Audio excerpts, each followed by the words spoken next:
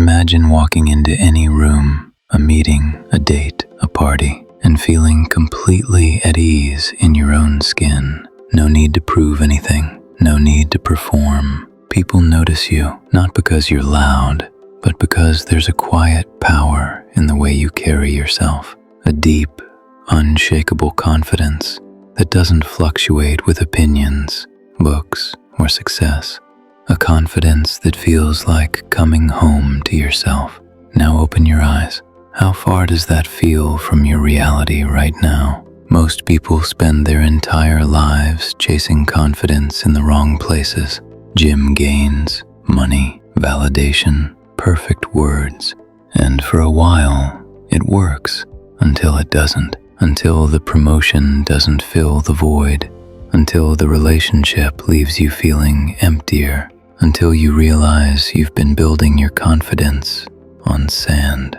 But Carl Jung, one of the greatest psychologists of all time, discovered something most never hear. True confidence, the kind that lasts, the kind that works for both men and women equally, doesn't come from building a stronger mask. It comes from facing the parts of yourself you've spent your whole life hiding.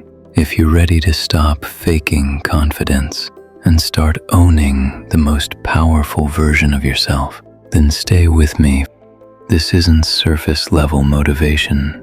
This is deep psychological transformation.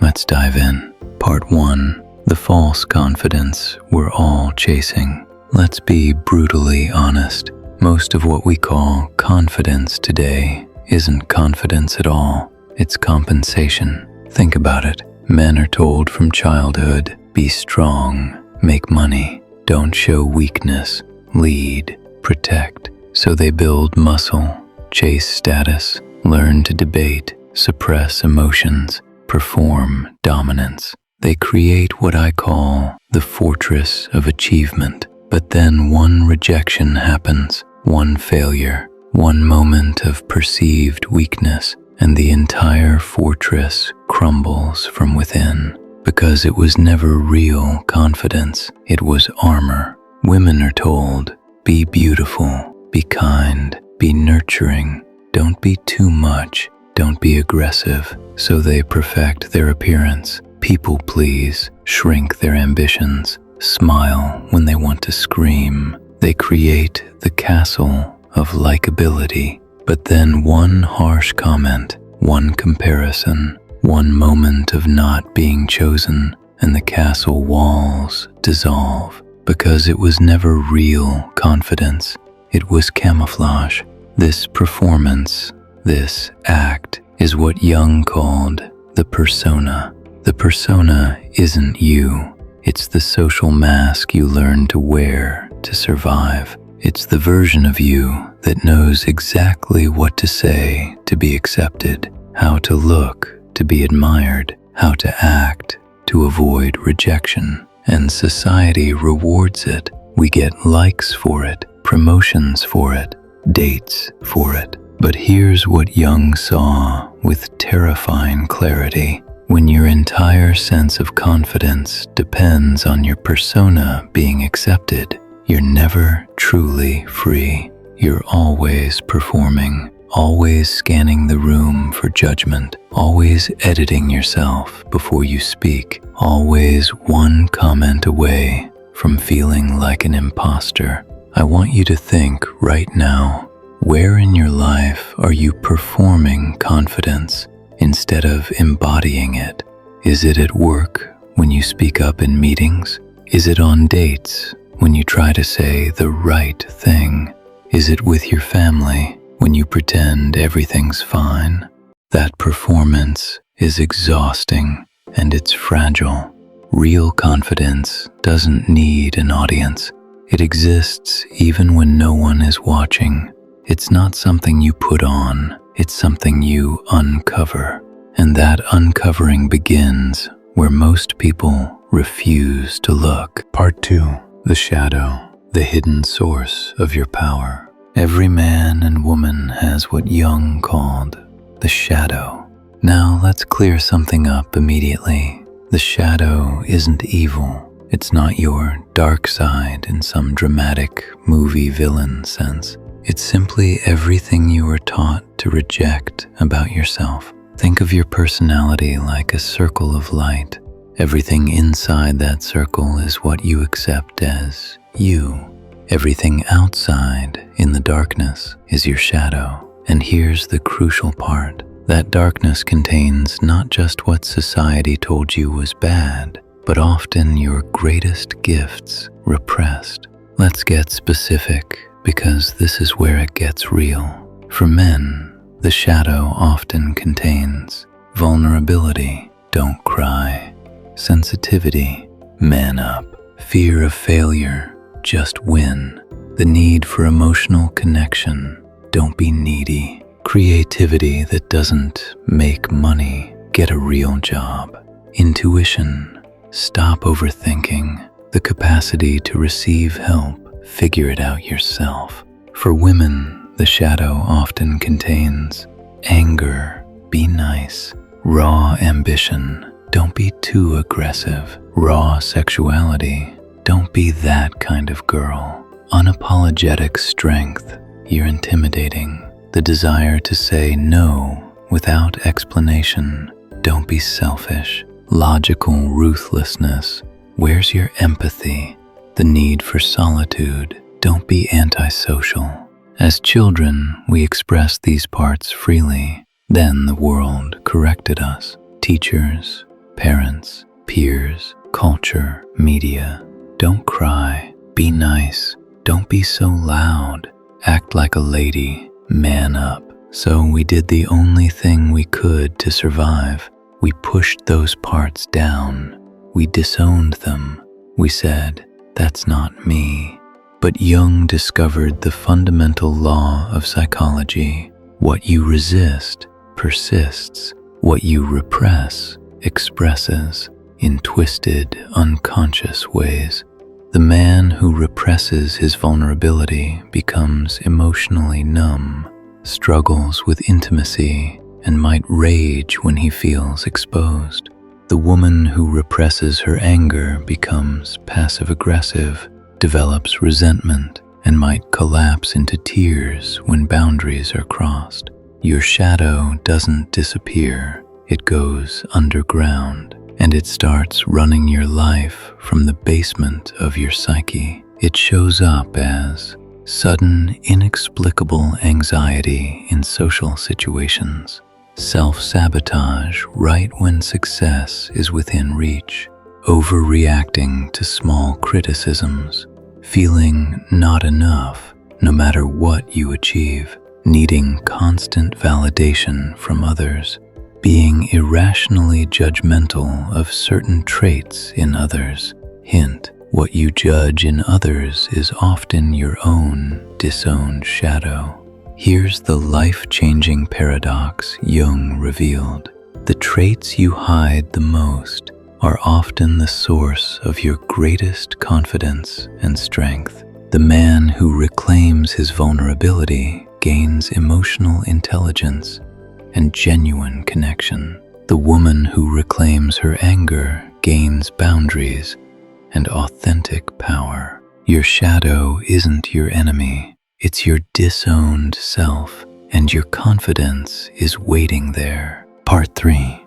What happens when you integrate the shadow? Jung called the process of becoming whole individuation, the journey from who you were conditioned to be to who you actually are. It's not about self-improvement, it's about self-recovery. When you begin integrating your shadow, a profound shift occurs.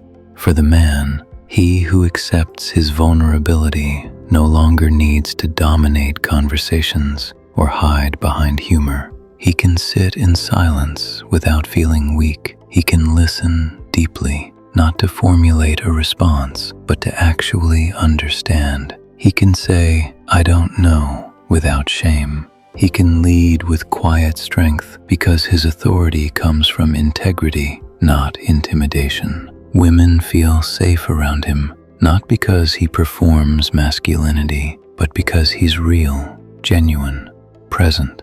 His confidence becomes magnetic, because it's no longer a performance, it's a presence.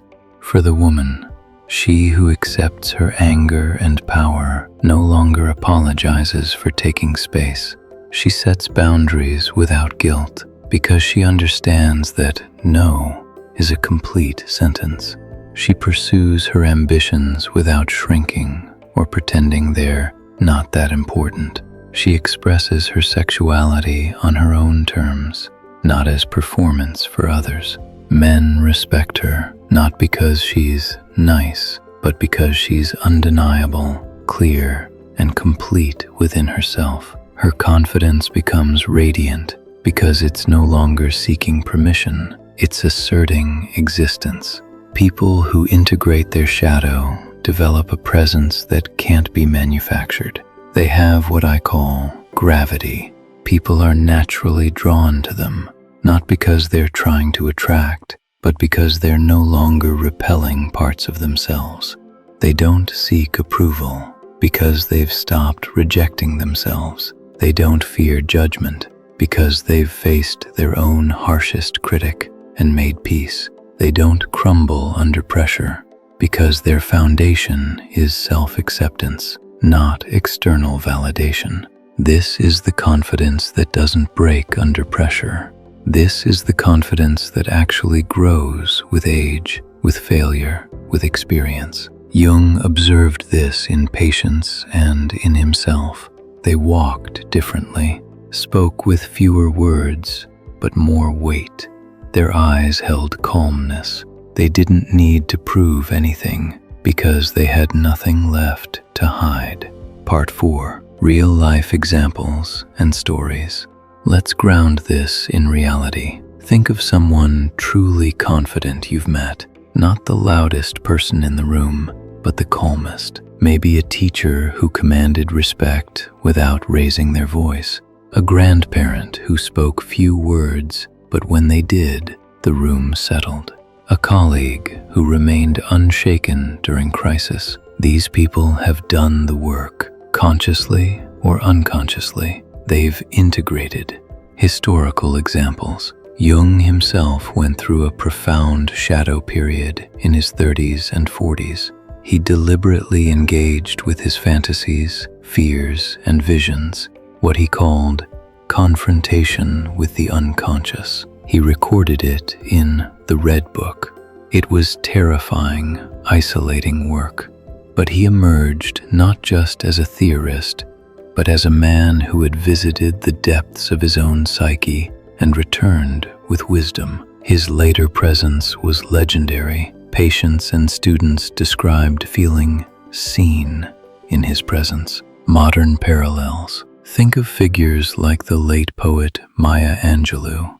She spoke with a grounded, thunderous confidence that came from surviving trauma, reclaiming her voice and integrating her pain into power. Her confidence wasn't loud, it was deep. Or consider someone like Keanu Reeves. His magnetic, quiet presence in interviews isn't rehearsed aloofness. It reads as a man who has faced profound grief, the loss of his child, his partner, and hasn't run from the vulnerability of that pain. He integrated it. His confidence is in his stillness. Everyday heroes. I once worked with a client, a CEO who was feared but not respected. He came to me because he felt like an imposter. His shadow contained a deep fear of being seen as weak, stemming from a childhood with a critical father. We worked on integrating his need for approval and his sensitivity. Slowly, he stopped barking orders. He started asking questions. He admitted when he was wrong.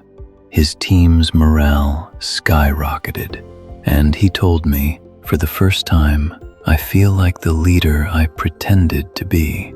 His confidence became real because it included his humanity. The pattern is universal. The most magnetic men and women are not the most perfect. They are the most whole, the most authentic, the most integrated. Part 5. How to start integrating your shadow. Practical steps. This isn't theoretical. This is practical psychology. Here's your roadmap. Start today. 1. Shadow detection. Week 1 to 2. Identify your emotional triggers. What makes you irrationally angry, jealous, ashamed, or envious? Your triggers are direct messengers from your shadow. Keep a trigger journal. Write, situation, my reaction. What disowned part of me might this be pointing to? Notice your judgments. Who do you secretly judge or resent? The lazy coworker, the needy friend, the arrogant acquaintance? Often we judge in others what we have repressed in ourselves. Ask, is there a part of me that is also lazy, needy, or arrogant that I'm not allowing? 2. Conscious reclamation. Week 3 to 4. Practice sitting with instead of pushing down. Next time you feel a negative emotion like anger or sadness, don't immediately suppress or distract. Set a timer for 5 minutes. Sit quietly. Feel the emotion in your body. Say to yourself, this is part of my humanity. It has something to tell me. Express in private. Write a brutally honest letter you'll never send. Scream into a pillow. Dance aggressively to music alone. Give the repressed energy a safe, private outlet to move. 3. Small acts of integration. Week 5 to 6. Reclaim a rejected trait in microdoses. If you were called too loud, practice speaking your opinion clearly once a day. If you were called too sensitive, allow yourself to feel deeply while watching a movie without judgment. Practice the authentic no. Say no to one small request this week without over-explaining. Just, no thank you. Feel the discomfort. That's your persona protesting. Breathe through it. 4. Dialogue with your shadow. Ongoing practice. This is a powerful Jungian technique. In your journal, write a conversation with the part of you that is angry, needy, lazy, or scared. Ask it, what do you want? What are you trying to protect me from? How can I listen to you? Write its response without censoring. You'll be shocked at the wisdom that emerges from your own depths. 5. Embrace the both and, the ultimate goal. Start affirming, I am both strong and vulnerable. I am both kind and capable of anger. I am both successful and allowed to fail. This breaks the either-or prison that creates the shadow. This work is uncomfortable. It feels messy. Some days you'll feel worse before you feel better. That's normal. You're pulling up roots that were buried for decades. But every step you take toward your shadow is a step toward unbreakable confidence.